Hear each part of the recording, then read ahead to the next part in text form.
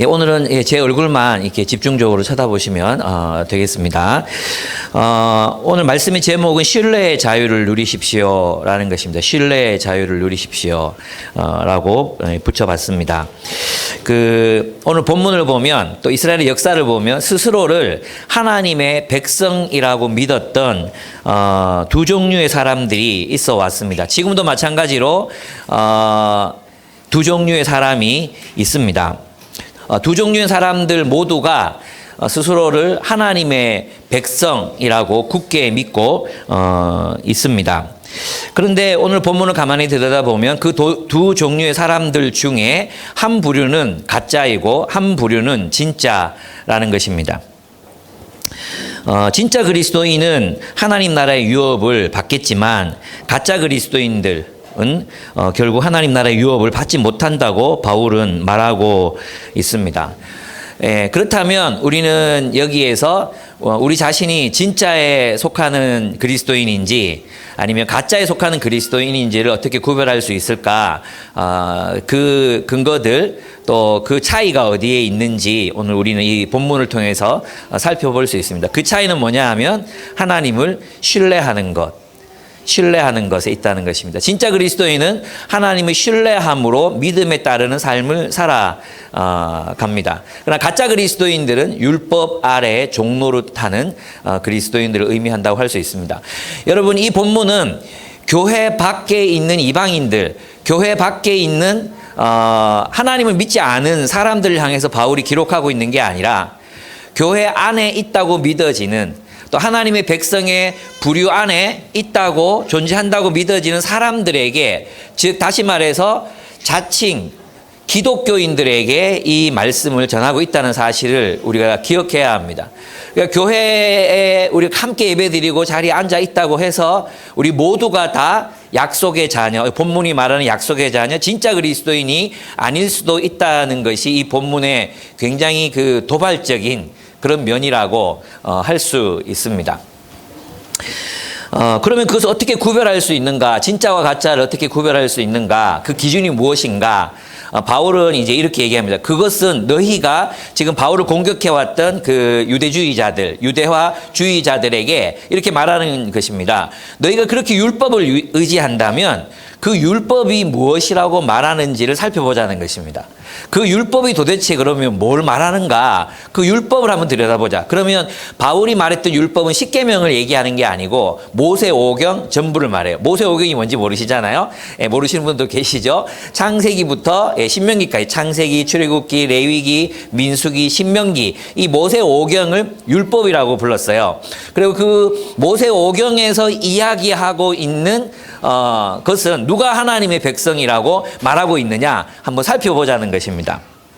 그래서 이제 바울이 이야기하는 바는 이것이었습니다. 하나님이 이제 아브라함 이야기를 이제 들춰내요. 그것을 이제 끌고 창세기에서부터 인용해 와서 이제 이야기를 시작합니다. 그럼 이거 굉장히 이제 그 당대의 그 유대주의 그리스도인들이 들었으면 정말 기분 나쁘고 정말 마음의 상처를 받고 정말 분노를 일으키는 그런 예라고 할 수 있습니다. 그들은 자신을 누구라고 믿었죠? 아브라함의 직계 후손이라고 믿었거든요. 직계 후손이라고 믿었어요. 근데 이제 아브라함 이야기가 여기서 시작이 돼요. 하나님이 이제 이 아브라함 나이가 100세가 가까워 오는데도 하나님께서 아직 자녀를 주시지 않았어요.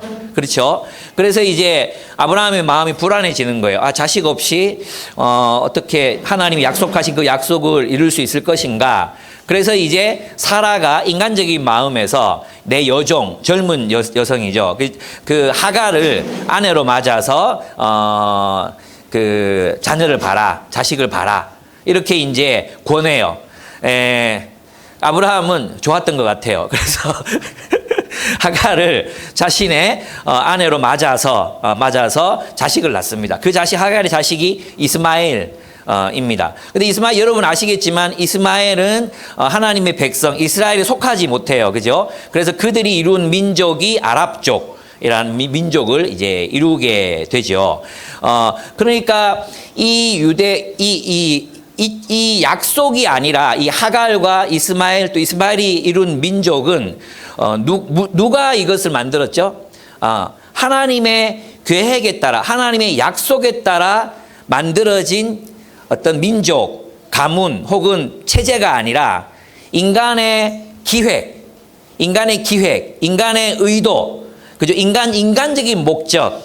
그러니까 하나님의 뜻과 상관없이 자기 의지와 자기 계획대로 이제 하나님의 나라를 이루어 보겠다고, 또 하나님의 약속을 이루어 보겠다고 스스로 이제 결정한 것이었잖아요. 그래서 그것을 육신의 자녀라고 이제 사도 바울은 이야기하고 있습니다. 그래서 22절부터 한번 읽어보면, 아브라함에게 두 아들이 있었는데 한 사람은 여종에게서 태어나고 한 사람은 종이 아닌 본처에게 태어났다고 기록되어 있습니다. 본처의 아들은 귀하고 종의 아들은 귀하지 않다, 이런 의미가 아니에요. 이런 의미가 아니라 하나님이 아브라함과 사라를 통해서 자녀를 주실 것이고, 그 자녀를 통해서 하나님의 나라가 세상 속에 이루어진다고 약속하셨거든요. 그러면 기다려야 돼. 인간적으로 보면 나이 100세가 돼서 뭐 어떻게 아들을 얻느냐, 그게 안 믿어지잖아요. 그래 기다려야 되는데, 이 사람들은 하나님의 뜻을, 하나님의 목적, 하나님의 능력을 신뢰하지 않았어요. 하나님의 그 약속이 말씀 그대로 이루어질 것을 신뢰하지 않았기 때문에 뭐 할 수 없었습니까? 기다릴 수가 없었어요. 인내할 수가 없었어요. 그래서 인간적인 가능성을 보고 하갈을 통해서 자녀를 봅니다. 그리고 그 이스마엘은 결국은 하나님의 나라를 대적하는 공동체를 세우게 되죠. 그래서 이제 나중에는 이 민족이 결국 이스라엘을 계속해서 침공해오고 갈등이 일어나고 전쟁하고 이런 일들이 계속해서 있었던 것입니다. 그래서 이 본문에서 보면은 두 부류의 공동체가 이제 세상에 존재하게 되는 거예요. 하나는 뭐예요? 육신을 따라 난 자녀들, 육신을 따라 구축된, 육신을 따라 나게 된 체제, 그 체제가 이제 설립이 되는 거죠. 그죠? 그래서 이제 그 조상은 누굽니까? 아브라함이에요. 똑같은 아브라함의 조상이에요. 그런데 하갈을 통해서, 약속에 근거하지 않은 하갈을 통해서 이스마엘이 났고, 이스마엘을 통해서 이제 인간의 의지 위에 세워진, 하나님의 뜻과 상관없이 하나님 없이 세워진 세상 체제가 발생하게 된 것입니다. 나타나게 된 것입니다. 근데 사도 바울은 뭐라고 말하느냐 하면, 예루살렘이 여기 들어있다는 거예요. 땅에 있는 예루살렘과 그 주민들은 하나님의 백성 쪽에, 약속의 자녀들 속에 들어가 있는 게 아니라 여기 들어가 있다는 것입니다. 왜 그렇게 보았겠습니까? 그들은 율법을 따라, 그 율법 자체는 선한 거라 그랬잖아요. 하나님 주신 거라 그랬잖아요. 근데 그 율법을 가지고 율법을 하나님의 지위로 격상시켜요. 율법 위에 하나님이 없어요. 오직 율법으로 예루살렘을 지배하게 되는 것입니다. 그래서 오히려 이 율법으로 참된 하나님께 나아가는 길을 막아버리게 돼요.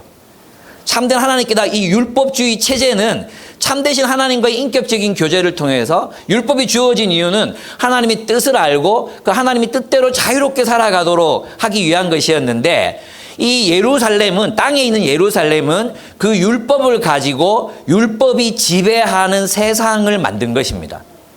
그것은 이스마엘이 만들어낸 체제와 전혀 다를 것이 없는 세상 지배 체제, 육신의 지배 체제라는 거예요. 율법 지배 체제. 그래서 율법의 지배와 세상 초등 학문을 바울은 그냥 똑같다. 근데 그리스 사람들이 헬라 철학을 바탕으로 그들의 문명을 세우고 그 안에서 살아가듯이, 지금 저 예루살렘 주민들도 그들 스스로의 기준으로 그들의 나라를 세우고 그들의 세계를 세우고 그들 안에서 살아가고 있을 뿐이다라고 이제 완전히 이제 그 가치를 무너뜨리고 있는 것입니다. 왜냐하면 그리스도가 약속에 따라 왔음에도 그리스도를 거부하고 그리스도께로 나아가서 그리스도에게 배우고 그리스도와 교제하고 그리스도 중심의 새로운 어떤 새 창조를 일으켜야 되는데, 그 새 창조를 거부하고 그리스도를 죽이고 옛 체제, 율법이 주인이 된 옛 체제를 고수하려고 했기 때문에 그들은 더 이상 그리스도인, 하나님의 백성으로 인정받을 수 없다는 것이 바울의 논지였어요. 무섭죠? 그러면 이제 바울이 어디로 돌아갑니까? 이삭으로 이제 가는 거예요. 이삭으로 가는데, 이삭은 어떤 자녀죠? 약속의 자녀라는 것입니다. 하나님이 약속하신 자녀다. 그리고 그가 낳는데 결국 이것은 뭐예요? 아브라함과 사라의 믿음의 산물. 믿고 있었으면 결국은 태어났을 자손이라는 거. 하나님의 약속이 이루어지는 거죠. 그죠? 그리고 아브라함이 저를 믿음에 하나님이 그것을 의롭다 여기시고 이렇게 얘기했잖아요. 그리고 계속해서 이제 율법이 있기 전에 아브라함, 또 하박국 시대에 또 하박국, 의인은 믿음으로 말미암아 살리라 했던 이 전통. 그래서 이스라엘의 전통 속에는 보면 있잖아요.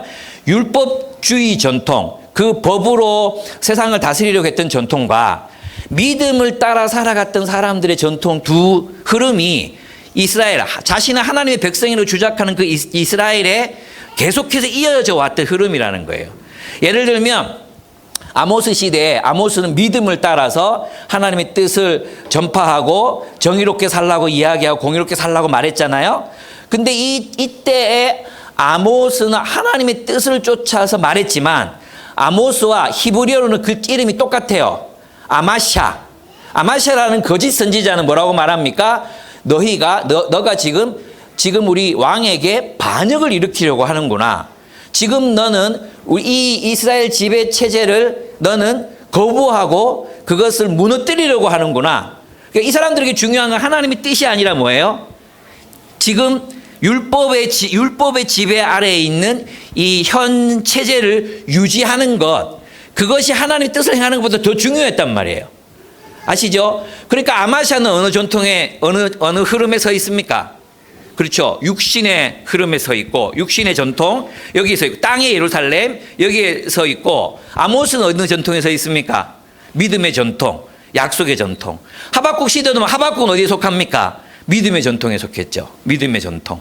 무슨 말인지 아시겠죠? 예레미야가 있었습니다. 예레미야는 믿음으로 하나님의 뜻을 이스라엘 백성들에게 전파했습니다. 너희는 이제 쳐들어오면 굴복하고 거기 가서 그냥 포로로 살아라. 하나님도 구출하실 것이다. 믿음의 전통에 서 있었죠. 근데 예레미야를 공격했던 수많은 선지자들과 정치 지도자들은 예레미야를 뭘로 몰았습니까? 반역자로 몰았어요. 그래서 성경에도 보면 이 두 흐름이 믿음을 따라 살아갔던 사람들을 계속해서 의롭다. 이사야서 우리 공부했잖아요. 이사야서에도 보면 이사야는 믿음, 하나님께서 우리를 다시 저 예루살렘 시온으로 돌아가게 하실 것이다.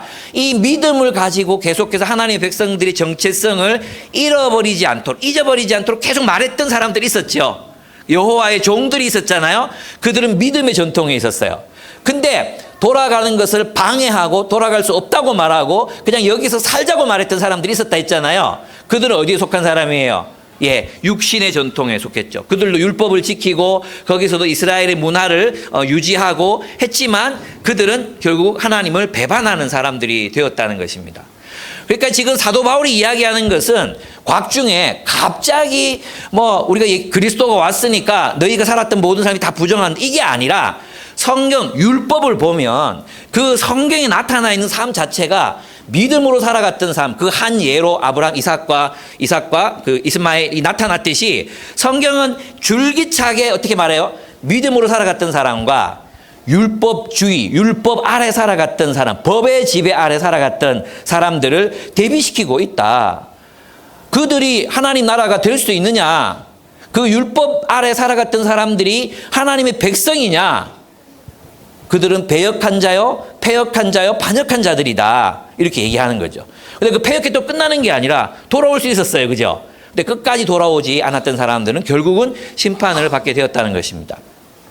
오늘날 우리의 삶도 돌아보면 율법의 지배 체제 아래에서 살아가기를 선택하는 사람들이 있는가 하면 믿음으로 살아가는 사람들이 있다는 것입니다. 믿음으로 살아가는 사람들은 하나님의 약속, 하나님의 통치, 그것의 선함, 하나님의 선하심, 그것을 믿음으로 하나님의 나라를 신실하게 살아갑니다. 그러나 율법주의 체제에 갇힌 사람들은 오로지 그 법 자체가 중요합니다. 그래서 율법주의 핵심은 뭐냐 하면, 잘 들으세요. 율법주의 핵심은 율법에 의지해서 율법의 지배 아래에서 살아가는 삶, 율법의 지배 아래에서 살아가는 삶을 율법주의라고 그래요. 그럼 믿음의 삶과 어떻게 다른가? 믿음의 삶은 뭐냐 하면 율법주의 안에 갇히는 게 아니라 율법을 뚫고 나와서 하나님의 뜻으로 이 율법을 행하는 사람들을 말해요. 그 자유죠, 자유. 율법은 참고 자료예요. 참고 자료. 하나님의 마음을 알 수 있는 참고 자료에 불과해요. 근데 그 참고서가 이들의 모든 삶을 다 지배하고 오로지 그 율법 안에서 사람들을 평가하고 판단하고 가르고 차별하고 그렇게 한다면 이것은 하나님의 뜻이 아니잖아요. 그래서 율법은 선한 것이지만 율법으로 만들어낸 그 체제는 악하다. 그것은 하나님의 뜻이었다고 볼 수 없다는 것입니다. 그래서 이제 육신을 따라 탄생한 것 한번 탄생한 율법주의 체제 이거를 이제 바울은 어떻게 이야기하고 있는가를 살펴보겠습니다. 하갈이 있습니다. 아브라함의 아내였지만 하갈이 있습니다. 그녀는 시내산을 의미합니다. 그리고 그 시내산에서 받은 율법으로 땅의 예루살렘이 건설되었습니다. 땅의 예루살렘은 하나님의 뜻이 아닌 인간의 뜻과 기획, 하나님의 약속이 있음에도 불구하고 그 약속을 무시하고 자신의 뜻과 계획으로 세운 그 세계를 의미하는 것입니다. 그래서 이 예루살렘은 이 땅의 예루살렘, 시내산, 하갈은 곧 땅의 예루살렘에서 종로를 타는 자들의 어머니라고 불리고 있습니다. 그래서 하갈 이꼬르 뭐예요? 하갈 이꼬르 땅의 예루살렘. 주민들은 그 땅의 예루살렘에 노예로 살아가고 있는 사람들 이렇게 얘기할 수 있는 거죠. 하갈은 뭐라고요? 예루살렘, 땅의 예루살렘. 이 땅의 예루살렘은 뭐예요? 율법주의 체제의 지배를 받고 있는 예루살렘. 그러니까 이 땅의 예루살렘은 결코 하나님의 나라가 될 수 없다는 거예요. 맞죠? 그리고 이런 율법주의 체제를 계속 살아왔던 한 부류의 흐름이 있고 또 하나의 흐름은 어떤 흐름이 약속을 따라 탄생한 그 하늘의 예루살렘이 있습니다. 하늘의 예루살렘. 이거 사라입니다. 하늘의 예루살렘, 사라와 하늘의 예루살렘은 동일시되고 있습니다. 그래서 하늘의 예루살렘이 우리의 어머니라는 것입니다. 하늘의 예루살렘이 우리의 어머니다. 이 말이 무슨 말이겠습니까? 우리는 하늘의 예루살렘 안에서 살아가고 있는 하나님의 자녀들이다. 이런 의미죠. 자녀들이다. 이런 의미죠. 그러니까 그리스도인은 누구냐 하면 땅의 규범을 따라 살아가는 사람이 아니라 어떤 사람? 하늘의 규범을 따라 살아가는 사람이다. 그래서 여러분 있잖아요. 그리스도인에게 행위를 자꾸 강조하는 것을 비판하는 사람들이 있어요. 근데 중요한 게 뭐냐 하면 율법의 행위를 따라 살면 다시 말해 율법주의 체제 아래 속해서 율법의 행위를 따라 살면 반드시 어떻게 돼요? 죽어요. 반드시 심판받아요. 근데 성경 갈라디아서 이제 5장부터 정말 중요한 얘기들이 나올 거예요. 잘 들으세요. 너희는 성령을 따라 행하라. 너희가 육신에 따라 육으로 육신을 따라 살면 반드시 뭐 하란다 그랬어요? 죽을 것이로되 영을 따라 살면 산다 그랬어요. 그래 행위에는 두 가지 종류의 행위가 있는 거예요. 하나는 율법주의에 속한 행위가 있고 또 하나는 성령에 따라 살아가는 행위가 있어요. 이해가 되죠? 똑같은 행위라고 해서 그 행위가 똑같이 평가되는 게 아니에요. 그게 어디에 속한 행위인가 이게 중요하다는 거죠. 그것을 이제 오늘 저와 여러분이 한번 작업을 해보도록 하겠습니다.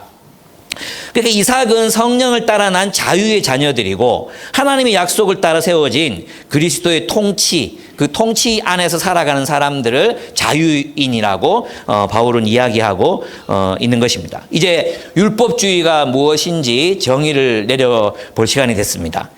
그것은 바로 율법이 지배하는 체제 속에서 살아가는 삶입니다. 팀 켈러는 이것을 뭐라고 말하느냐 하면 자신의 존재 가치감, 정체성, 그것을 율법이 만든 체제 속에서 발견하는 삶. 그 안에서 자신을 발견하려는 행위, 이게 율법주의적 삶이라고 이야기했어요. 자기의 가치를 율법주의 체제 속에서. 이걸 다른 말로 하면 세상 지배 체제 속에서 자신의 가치. 쉽게 말하면 자본주의 같으면 생산성이죠. 생산성이 있으면 가치 있는 사람이고 생산성이 없으면 가치 없는 사람이다. 그래서 이제 일본의 한 저명한 야당 지도자는 이렇게 말했어요. 만약 우리가 계속 자본주의를 따라간다면 우리 수명은 길어지잖아요. 그래서 언젠가 생산성이 없는 사람들을 안락사시키는 법이 통과될 수도 있습니다. 이렇게 얘기했어요. 저는 그것이 과장된 이야기가 아니라고 생각해요. 예. 그렇습니다. 어쨌든 그렇게 우리 세상 지배 체제, 율법주의 체제 속에서 자신을 평가하고 자신의 가치를 찾으려고 하는 것, 이게 뭐예요? 율법주의다.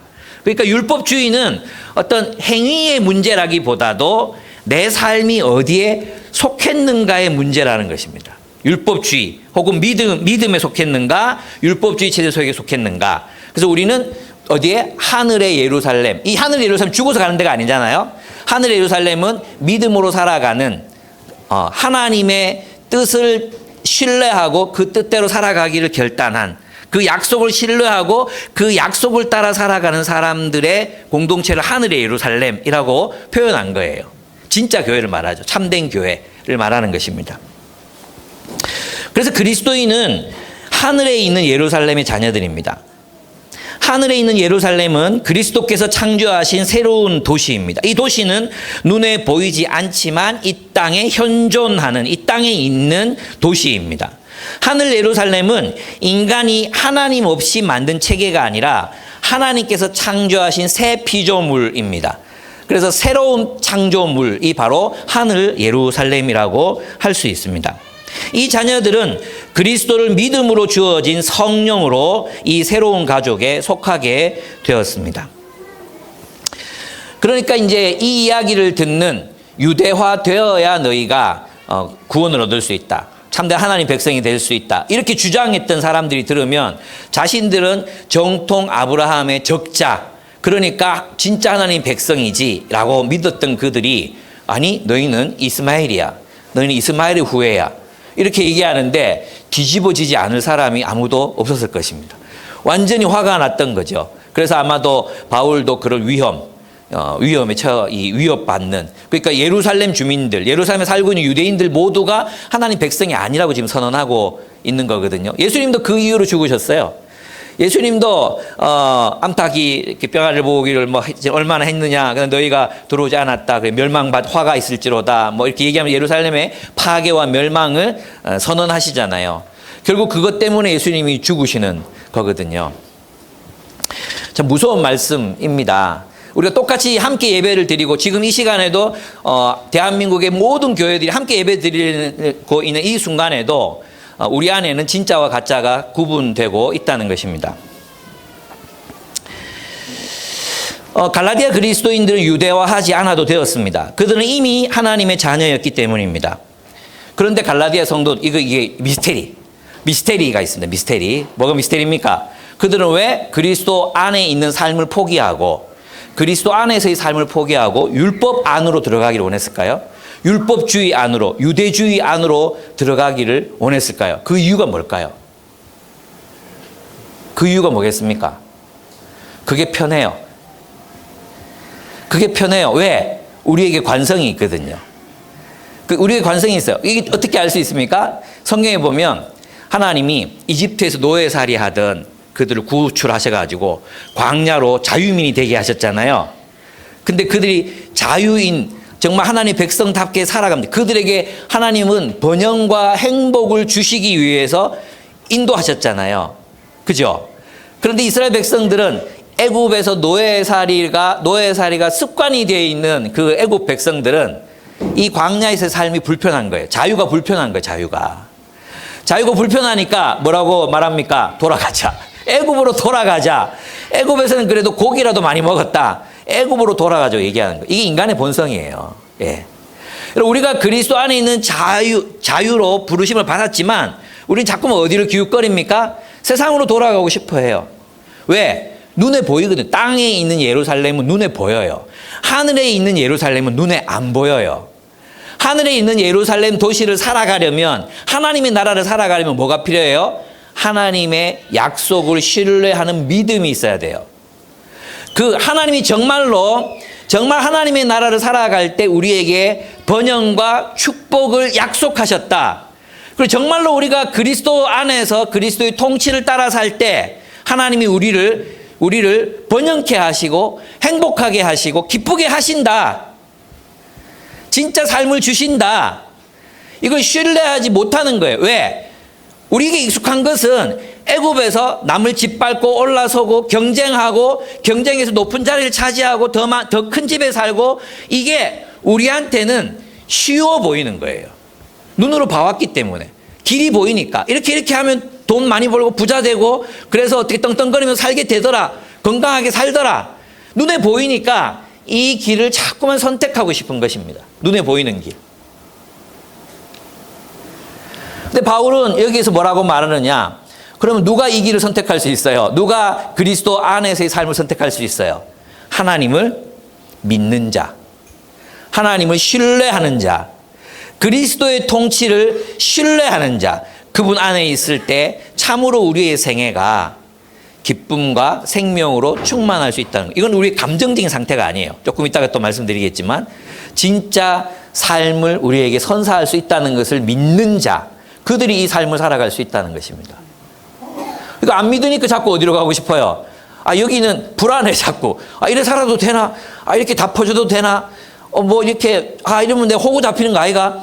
그 생각 들잖아요. 그리스도인으로 세상에 막 살다 보면 와, 호구 됐네. 와, 이런 생각이 들 때가 한두 번입니까? 이것들이 나를 개 호구로 하나? 그래서 우리는 다시 세상으로 딱 돌아가가지고 새끼들 까불지 마라. 나도 성질 있다. 이런 거 보여주고 싶잖아요. 그죠? 나도 권력 있다. 나도 있잖아. 너희 한 칼에 목 뺄 수 있는 권력 있다. 까불지 마라. 이렇게 하고 싶잖아요.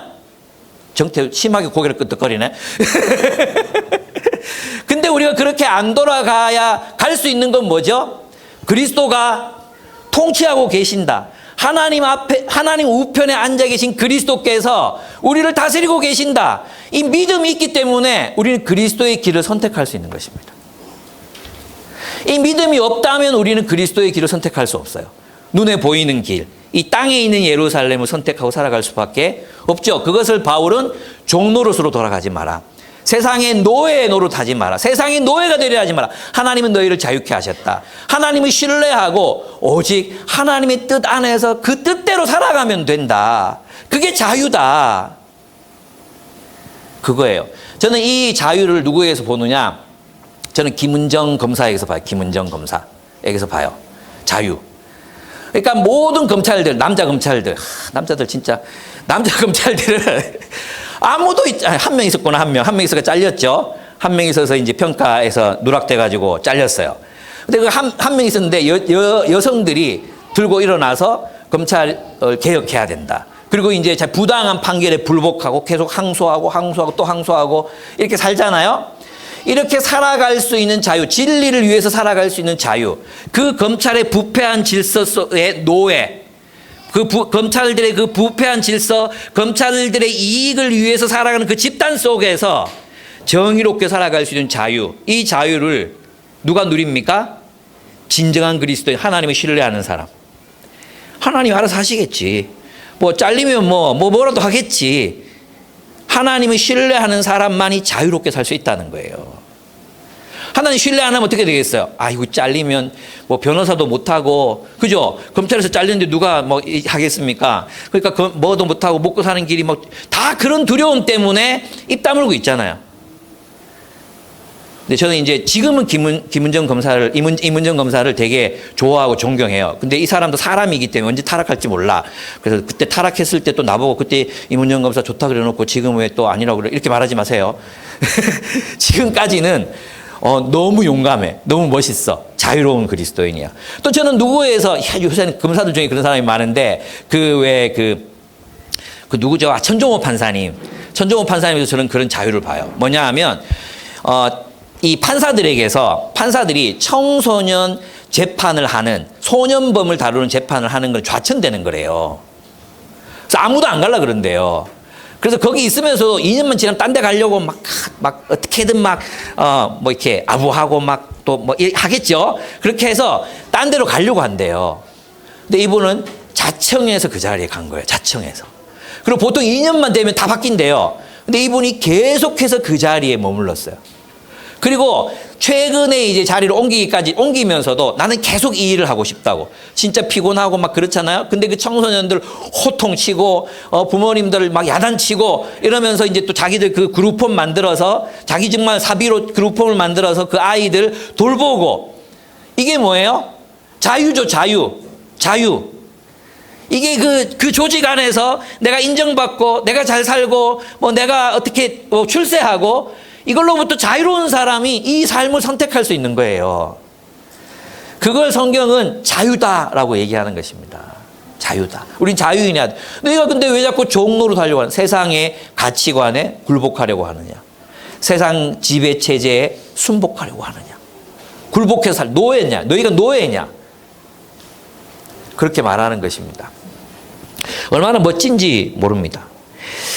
그렇습니다. 사람들은 이렇죠. 사람들은 있잖아요.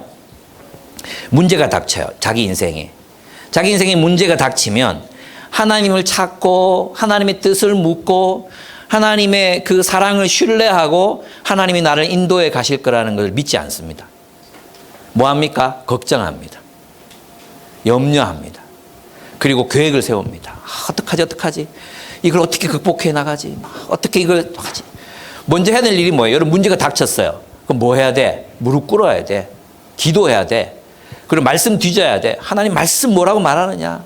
기도하면서 하나님 내가 지금 어떻게 행해야 합니까? 어디로 가야 합니까? 처자식이 있는데 지금 잘렸는데 어디로 가야 됩니까?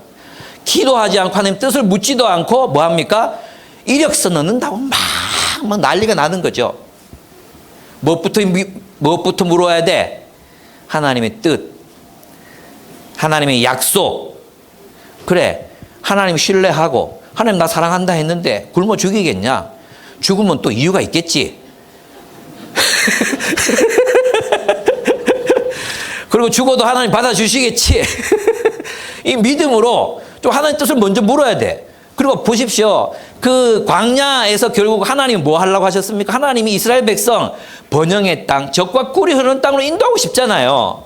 근데 이걸 못 믿으니까 자꾸 불순종하고 대들고 막 이래 하다가 그들이 힘들어졌잖아요. 이해되십니까? 하나님은 우리에게 복 주시기를 원하시는 거예요. 제가 이제 기복주의 그런 복이 아니라 하나님은 우리를 복 주시고 우리를 풍성하게 하시고 우리가 행복하게 살기를 원하세요. 근데 하나님 사랑은 신뢰 안 하는 거지. 하나님 진짜 나를 책임질 수 있나? 하나님이 진짜 나를 돌보시나? 하나님이 진짜 나를 사랑하시나? 못 믿겠다. 그러니까 어떻게 합니까? 인간적인 기획, 인간적인 방편을 의지하려고 하는 것입니다. 이스라엘 사람들처럼 강대국 의지하려고 했다가 그 강대국한테 다 수탈당했던 것처럼 우리 인생이 그렇게 세상에 의해서 수탈당하게 되는 것입니다. 하나님 안에 있을 때 복됩니다. 그리스도 안에서 그리스도를 따라 사는 삶이 복입니다. 예, 그것이 우리를 윤택하게 합니다. 그 삶이 우리를 정말 충만하게 합니다. 우리가 그걸 경험하지 않았습니까? 문제가 닥쳤을 때 자꾸 인간적인 막 이렇게 하면 이렇게 반응하겠지. 이렇게 나오면 이쪽을 때려야지. 뭐 안 해도 돼. 하나님의 뜻을 물어요. 그리고 우리는 그 뜻대로 살기만 하면 되는 거예요. 그걸 자유라고 하는 거예요. 그 뜻대로 살기만 하면 되는 거예요.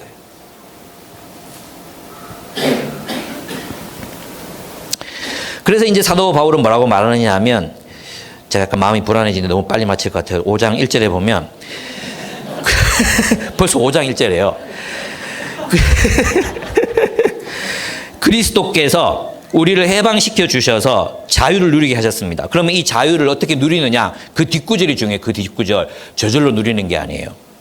그러므로 굳게 서서 다시는 종살이의 멍에를 매지 맙시다. 종살이 멍에를 매지 않으면 어떻게 해야 돼요? 굳게 서야 돼요. 싸워야 돼요. 우리 섰다 이 말이 뭐라 그랬어요? 싸운다는 의미라 그랬죠? 싸워야 돼요. 종노릇 하지 않으려면 싸워야 돼요. 저절로 자유인으로 살아갈 수 있는 게 아니라 종노릇 하지 않기 위해 세상으로 돌아가지 않기 위해 우리는 싸워야 한다는 것입니다. 그래서 이제 마지막으로 여러분이 제가 이렇게 말해도 이게 무슨 뜻인지 정확하게 삶 속에서 이게 닥칠 때 잘 모르더라고요. 그래서 제가 설명을 해드릴 거예요. 율법의 종로로 사는 삶과 믿음으로 해방된 자유인의 삶이 어떻게 다른가 하는 거예요. 첫째 이거 안 적어도 돼. 그냥 괜찮아요. 그냥 종교적 규례가 있어요. 예배 시간에 예배 참여하고 그다음에 우리 소그룹 함께 하고 PBS 하고 뭐 이런 거 있잖아요. 그러면 율법주의자는 어떻게 생각하느냐 하는 거예요. 율법주의자는 종교적 규례를 지키는 것이 그리스도인의 가장 중요한 의무예요. 그래서 종교적 규례가 하나님이 되는 거죠. 이게 최고 기준이 되는 거야. 그래서 있잖아요. 예배 참석하고 11조하고 금식하고 새벽기도 나가고 또 당회 열심히 가고 뭐 요거 다 했으면 신마이 끝. 난 다 했다. 이 삶이 하나님이 원하시는 사랑의 삶으로까지 나아가지 않는 거죠. 제 말 이해됩니까? 그래서 있잖아요. 종교적 규범을 충실하게 지키는 사람들, 종교인들 가운데 사랑의 온기를 느낄 수 없는 사람들이 너무 많은 거예요. 이 사람들은 율법주의자예요. 율법주의자. 그리고 그 종교적 규범을 지키지 않는 사람들을 향해서 뭐 해요? 심판하고 정죄하는 거예요. 심판하고 정죄하는 거예요. 권면하는 게 예배 시간 맨날 이렇게 늦으면 너 신앙에 이게 아니라 예배 시간 5분이나 늦었어. 이 죄인 막 이렇게 비판하는 거죠. 예, 뭐 교회 올 때 예쁘게 하고 올 수 있잖아요. 예쁘게 하고 올 수 있잖아요. 사모들도 뭐 예쁘게 하고 올 수 있잖아요. 그런데 이제 율법주의에 빠진 사람들은 그 종교적 규례를 여기서 들이대는 거죠. 사모가 어디 그 빨간색 옷을 입고 교회 와가지고 네, 제가 지금 농담하는 것 같죠. 여러분 기쁨의 교회만 다녔으면 이게 있을 수 없는 일이라고 생각하죠. 그러니까 일반 교회에서 맨날 일어나는 일이에요. 제가 있잖아요. 진짜 가슴 아픈 일인데 뉴질랜드에서 목회하고 있는 저를 처음 가르치셨던 정은숙이라고 그 누님이 계셨어요. 캠퍼스 때 저를 대학 때 예수 믿어가지고 저 리더였던 분이거든요. 대표도 했어요.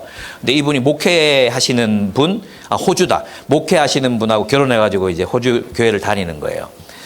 근데 이제 그분이 뭐라고 내가 이제 공동체가 중요하다 뭐 이런 얘기 하니까 이분 눈물을 뚝뚝 흘리시면서 유보가 나는 공동체가 없다. 내가 교회 갈 때마다 어떤 생각하는지 아나? 오늘은 또 내가 무슨 실수할까 두렵다.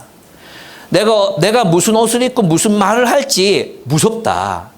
말 한마디 가지고 꼬투리 잡고 내가 오늘 그래서 한 주 예배가 끝나고 집에 돌아오면 내가 책 잡히지 않았다는 그 사실 때문에 안도할 때가 한두 번이 아니다. 주일날 교회 가기 전에 심장이 막 쪼그라들어. 내가 오늘 또 무슨 말을 잘못해가지고 입방아에 오르고 나를 비난하는 소리를 들어야 될지 정말 모르겠다. 유보가 나는 공동체가 없다. 나는 그럼 어찌해야 되노? 말을 못했어요. 나도 얼굴이 벌게지더라고요. 그게 율법주의예요. 하나님 율법 왜 주셨습니까? 하나님 사랑하고 내 이웃을 내 몸과 같이 사랑하라고 주신 거. 사랑을 위해 주신 거 아니에요? 근데 사랑으로까지 나아가지 못하는 율법 자체가 하나님이 되어 있는 상태. 율법 그 자체가 하나님이 되어 있는 상태. 이게 뭐예요? 율법주의. 이것은 우리를 구원하지 못해요. 우리는 형제를 사랑함으로 사망에서 생명으로 옮겼느니라. 그래서 믿음으로 해방된 자유인의 삶은 어떤 거냐? 종교적 규례를 넘어서 그리스도의 사랑으로 나아가는 삶입니다. 그리스도의 사랑으로 나아가는 삶. 그것이 바로 믿음의 삶입니다. 두 번째, 헌신과 봉사. 여러분 율법주의 안에 있는 삶은 이런 거예요. 여러분 이제 큰 교회나 역사가 오래된 교회를 가보면 주방 권력이라는 게 있어요. 주방 권력. 희정자매 이거 잘 알죠? 주방 권력. 이게 있어요. 주방 권력. 이게 뭐냐 하면 누가 국자를 잡느냐. 그리고 누가 간을 보느냐. 이게 굉장히 중요한 거예요. 근데 목사님 오셔가지고 이제 좀 돌아가면서 하고 싶은 거야. 돌아가면서 이제 교인들 기회도 섬기고 봉사할 기회도 주고 이러고 싶은 거야. 근데 이걸 딱 시도하면 이게 목사 목숨 내놓고 그거 해야 돼요. 진짜예요. 그 쫓겨날 수도 있어요. 예. 어디 내 자리를. 예. 이런 일이 한두 번 벌어지는 게 아닙니다. 헌신과 봉사. 다시 말해 율법주의는 있잖아요. 율법주의 체제 안에서 자기를 인정받는 거라 그랬잖아요. 어떤 거냐 하면 헌신과 봉사를 통해 자신의 존재감과 정체성을 확보하려는 시도. 이건 율법주의예요. 헌신과 봉사를 통해서 자신이 존재, 가치 그걸 확인하고 싶어. 그걸 못하면 내 존재 가치가 없어지는 것 같아. 그래서 그걸 붙들어야 돼. 국자 놓으면 내가 이 교회에서 없어지는 것 같아. 그 율법주의예요. 우리도 그런 사람들 많아요. 내가 꼭 누군가에게 도움이 돼야 돼. 존재 자체로 있는 게 아니라 내가 꼭 누군가에게 막 이렇게 도움이 되는 사람이 되어야만 안심이 되는 사람들이 있어요. 도움을 받으면 불안해지는 사람들이 있어요. 차 태워달라는 이야기를, 야, 집 가까운데 나 여기 좀 태워주고 가. 이 말을 못해. 왜 못하는지 아십니까? 그 사람을 신뢰하지 않거든. 그 사람이 그럴 만한 충분한 사랑과 여유가 있다는 걸 안 믿거든. 제 말 이해됩니까? 그러면 그 말 못하는 거예요. 그러니까 늘 있잖아요. 남에게 도움만 돼야 돼. 이 교만입니다. 유진 피터슨은 받을 자유를 얘기해서 받을 자유. 받을 자유. 저는 받을 자유가 충만한 사람입니다. 여러분에게 주실 자유도 있습니다. 헌신과 봉사가 여러분의 존재 자체를 규명하거나 규정하는 것이 된다면 여러분 우린 그걸 내려놓아야 합니다. 우리는 어떻게 합니까? 그리스도의 몸을 세우기 위한 순종, 은사에 따른 순종. 오직 그리스도와의 관계 속에서 나를 발견합니다. 그리고 내가 할 수 있는 영역에 최선을 다합니다. 세 번째, 진로와 소명의 문제예요. 대학생들이 많이 겪는 문제입니다. 이번에도 이제 그 목요일 날 제가 그 아주대학교에 가서 W 행사를 했어요. why, who, what, why, way, who, welcome. 질문, 모든 질문인데 제일 많이 나왔던 질문이 소명에 대한 질문이었어요. 내 소명을 어떻게 압니까? 그 미래에 대한 얘기거든요. 근데 소명은 지금 여기에 관한 질문이다. 지금 너가 여기에서 해야 될 일이 뭔지를 생각하고 그걸 하면 된다. 미래에 뭐가 될지는 하나님 손에 달린 거기 때문에 네가 걱정할 필요 없다. 뭐가 되는 게 아니에요, 소명은. 지금 삶의 자리에서 내가 행하는 일, 사랑하며 사는 일, 그걸 소명이라고 하거든요. 그래서 우리는 하나님을 그런데 이제 율법주의에 갇힌 사람들 어떻게 사느냐? 미래에 대한 불안감을 제거하기 위해, 미래에 대한 두려움을 제거하기 위해 살아갑니다. 그러니까 왜 소명을 알고 싶어요? 예? 왜 소명을 알고 싶어요? 왜 미래에 내가 뭘 하면 살지를 알고 싶어요? 그 정해지지도 않았는데 그걸 왜 알고 싶습니까? 불안하기 때문이에요. 두렵기 때문이에요. 그래서 그거 제거하면 이거 딱 붙잡고 가면 될 것 같으니까 그걸 알고 싶은 거죠. 이거 율법주의예요.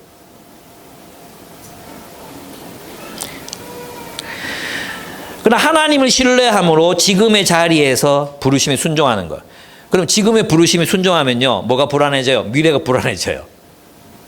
근데 그래서 필요한 게 뭐죠? 신뢰. 하나님에 대한 신뢰. 주의 말씀은 내 발의 등이요 내 길의 빛이니이다. 주께서 나를 푸른 초장으로 인도하실 것을 믿는 신뢰. 그래, 따라가자. 하나님의 뜻을 묻자. 그리고 명확한 그 하나님의 뜻에 순종하며 지금을 살자. 이것이 믿음으로 살아가는 사람의 모습이에요. 여러분, 이 대표적인 예가 사울과 다윗이에요. 사울과 다윗. 다윗은요, 하나님이 너 왕 세운다. 기름 부었잖아요. 너 왕으로 세운다. 했어요. 그죠? 어떻게 했어요? 미래에 대해서 두려웠죠. 사울이 죽이려고 했어요. 그죠? 그리고 광야를 떠돌아다녔어요. 근데 그때 했던 게 뭐예요? 하나님을 신뢰하는 거였어요. 하나님을 신뢰함으로 그는 스스로 왕위를 취득하지 않습니다. 사울을 죽이지 않습니다. 하나님이 자신을 왕으로 세우시기까지 기다립니다. 인내하며 도망다닙니다. 하나님을 신뢰했기 때문에. 사울은 어떻게 합니까? 하나님이 사울을 세우셨어요. 그러면 사울은 믿었어야 했어요. 하나님이 나를 왕으로 세우셨다. 다윗의 존재가 있어도 하나님 그에게 기름 부음 받기 전에 사울을 어떻게 믿었어야 했습니까? 내가 하나님의 뜻대로 살면 된다. 그죠? 근데 다윗이 나타났어요. 다윗이 나타나서 막 혁혁한 정권을 막 세우고 막 돌아오니까, 사울은 천천히요, 다윗은 만만히로다. 이게 마음에 턱 박혔어요. 그래도 그가 신뢰해야 됐던 분이 누구예요? 하나님이셨어요. 하나님 믿어야 했어요. 하나님께서 나를 여기 세우셨기 때문에 나는 최선을 다해 하나님의 정의와 공의를 이 땅에 실현하리라 살았으면 됐어요. 그죠? 근데 어떻게 합니까? 내 왕위가 내 기획과 내 의지에 따라 보존되는 것인 줄 알았어요. 자신의 미래가 자신의 기획과 노력에 따라서 보존될 수 있다고 믿었어요. 그래서 어떻게 합니까? 다윗을 죽이려고 하는 거예요. 그러니까 사울은 철저하게 율법주의의 전형을 보여주는 거죠. 다윗은 신뢰하는 삶이 무엇인지를 보여주는 것입니다. 예, 감정의 기복도 마찬가지입니다. 이번에 가서 또 많이 받았던 질문이 그거였어요. 가을이 돼서 그런지 모르겠지만 무기력한 느낌이 듭니다.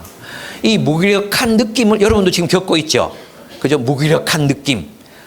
뭔가 삶에 이게 의지가 별로 없고 그냥 모든 게 다 의미 없어 보여요. 그죠? 이게 대부분 호르몬 작용이거든요. 근데 우리는 영적으로 마귀가 들어와가지고 막 이렇게 생각하는 사람들도 있어요. 어쨌든 무기력한 감정이 드는데 어떻게 해야 할까 이렇게 묻더라고요. 어떻게 해야 됩니까? 무기력한 느낌이 드는데 어떻게 해야 됩니까? 사람들이 택하는 방법은 뭐냐면 쉬어라, 재미있는 일을 해라, 네가 좋아하는 일을 찾아봐라. 그래서 너의 감정을 즐겁게 만들어라예요. 무기력함을 느끼는 것이 죄입니까? 아니에요. 믿음을 따라 사는 사람들은요, 그냥 무기력함 속에 머무를 수 있어야 돼요. 그 무기력한 감정을 받아들여야 돼요. 받아들이고 그 안에서 뭘 하냐? 주님의 뜻을 쫓는 거예요. 주님, 내가 지금 사망의 음침한 골짜기를 걷고 있습니다. 그러나 이 가운데서도 나는 주님의 뜻을 행하렵니다. 내 마음이 심히 우울하고 또 내 마음이 심히 어둡고 또 내 마음이 무기력함으로 가득합니다. 그러나 나는 주님의 뜻을 쫓겠습니다. 이 무기력한 상황 속에서도 주님이 하라고 하시는 일을 묵묵히 감당하겠습니다. 이게 그리스도인의 믿음이에요. 믿음. 나를 이 무기력함으로부터 해방시키지 않으셔도 좋습니다. 나는 주님의 뜻을 행하겠습니다. 브랭글이라는 사람이 있었어요. 이 사람은 교통사고를 당했어요. 뇌를 다쳤어요. 뇌를 다치고 나서 평생 기질적인 우울증에 시달렸어요. 하루에도 몇 번씩 죽고 싶다는 감정이 찾아왔어요. 그는 기도했어요. 이 무기력한 감정으로부터 나를 해방시켜 주십시오라고 기도하지 않았어요. 주님, 내가 비록 이 무기력함과 우울함이 나를 사로잡지만 나는 주님의 뜻을 행하겠습니다. 그게 그리스도인의 자세예요. 우리 의지적으로 막 내 마음을 행복하게 막 만들어야지만, 그래야지만 내가 잘 살 수 있다고 생각해. 아니, 그러면 여러분들은 충만한 감정이 드실 때는 하나님 뜻대로 사셨습니까? 네? 마음이 막 행복하고 기쁘고 그러면 막 사랑이 저절로 되고 그러셨습니까? 아니잖아요. 그죠? 여러분의 에너지가 충만할 때는 그 에너지로 죄 짓는 데 사용하고, 그죠? 또 우리 에너지가 없고 무기력하면 안 해도 되니까 안 하고 이랬잖아요. 안 그렇습니까? 우리의 에너지가 충만하든지 우리가 무기력하든지 그 모든 상황 속에서 주님의 뜻을 묻고 그 뜻대로 사는 삶, 그게 믿음의 삶이야. 율법주의는 뭐라고 말해요? 네 감정이 행복해야지. 행복하게 만들어. 행복하지 않으면 너는 비정상이야. 행복하지 않은 상태의 그리스도인은 죄를 짓는 거야. 행복하지 않은 그리스도인의 상태는 영적으로 좋지 못한 거야. 이게 다 율법이에요. 성경 어디에 무기력함 이 죄라고 얘기해요? 없어요. 성경의 대부분 기자들을 보십시오. 우울해요. 시편 읽어보세요. 우울해요. 막 우울해. 주여, 세상이 왜 이렇습니까? 내가 피하여 숨었나이다. 우울해요. 우울해도 돼요. 괜찮아요. 예. 발랄하게 죄 짓는 것보다는 우울하게 그냥 사는 게 괜찮을 수도 있어요. 발랄하고 충만한 에너지 때문에 죄 짓는 사람들 많잖아요. 예, 그것보다는 우울하고 힘없는 상태가 더 나을 수도 있어요. 죄 지을 힘도 없으니까. 그죠? 예. 실수와 범죄. 율법주의는 이렇게 말하는 거죠. 율법의 기준으로 타인과 자신을 심판해요. 그래서 이 사람들은 항상 자기를 비난하죠. 자기를 비난하고 남을 비난해요. 율법주의는 비난해요. 비난. 자기를 비난하고 남을 비난해요. 완전하지 않다는 것 때문에. 이 율법주의예요. 여러분의 마음이 있잖아요. 자신의 실수에 대해서 가혹하게 자기를 비난하고 비판하고 막 학대하고, 이거 죄예요. 이게 죄예요. 이게. 그러면 똑같은 범죄와 실수 속에서도 그럼 믿음 안에 사는 사람은 어떤 사람입니까? 그는 자신의 존재가 이미 하나님 앞에 받아들여졌다는 걸 알아요. 그죠? 주님, 저를 성장하게 해 주십시오. 예. 오늘 있잖아요.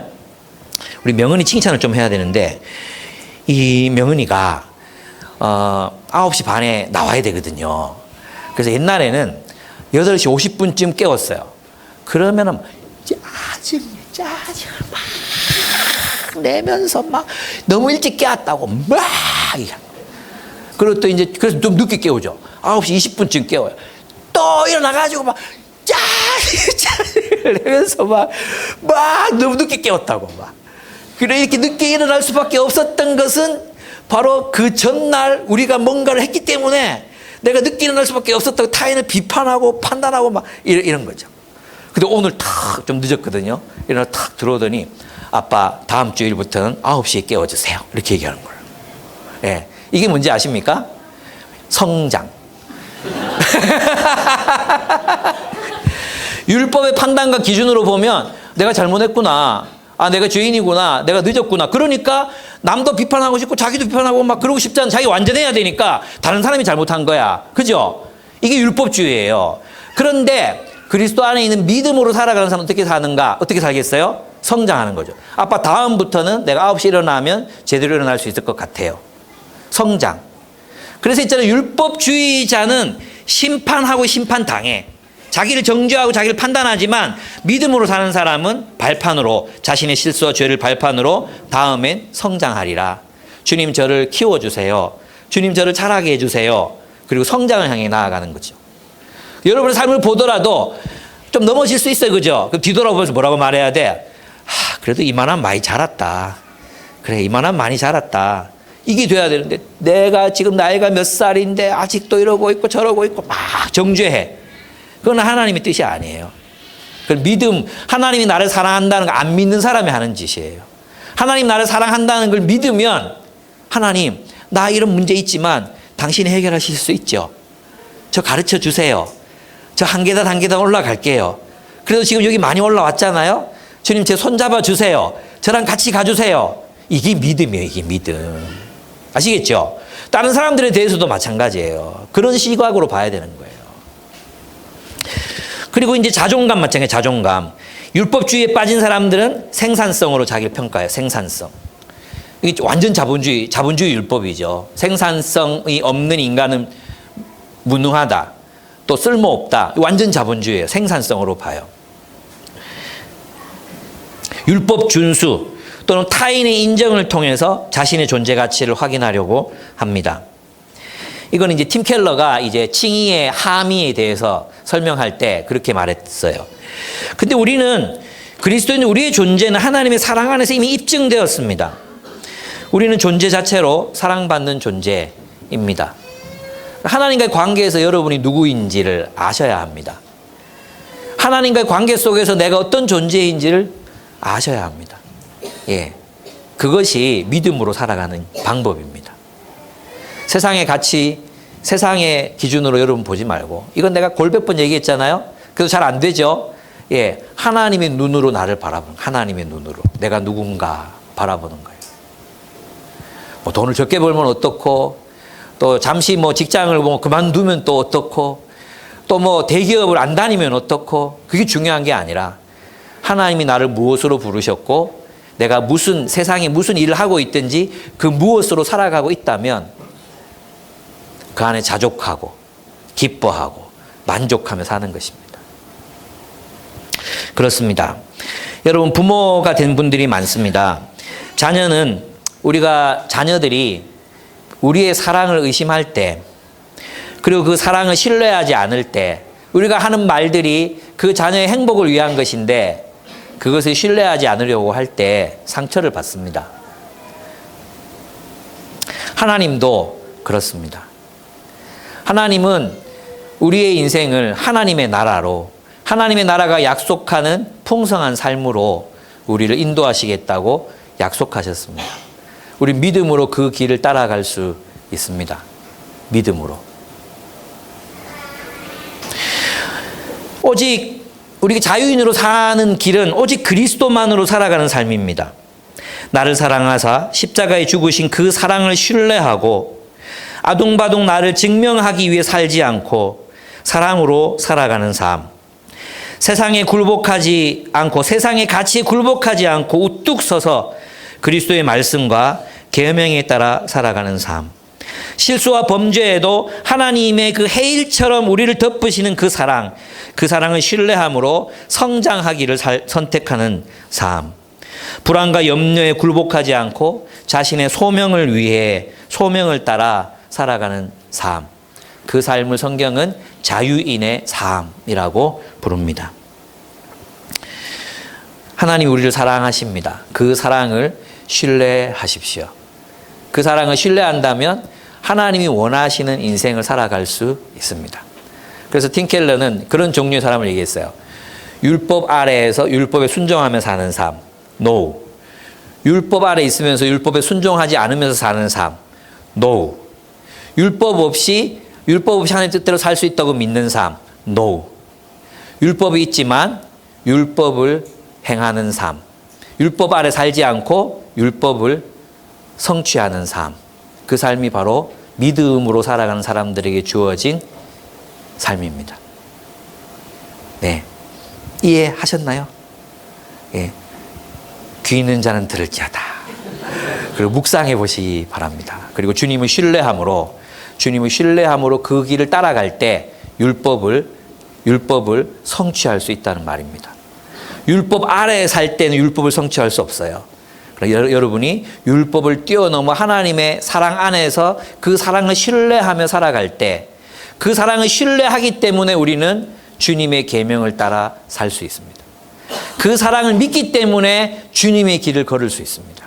그 사랑을 믿기 때문에 생존이 아닌 소명의 삶을 살아갈 수 있습니다. 그것을 성경은 믿음, 신뢰라고 말합니다. 여러분에게는 신뢰할 수 있는 자유가 있습니다. 신뢰하십니까? 하나님을 신뢰하십니까? 믿으십니까? 그러면 뛰어내려! 이럴 때 뛰어내릴 수 있습니다. 하나님께서 여러분에게 뛰어내려! 내가 여기 있어! 받아줄게! 라고 말씀하십니다. 주저하지 말고 그냥 뛰어내리십시오. 네. 함께 기도하겠습니다. 우리 찬양하고 함께 기도하겠습니다.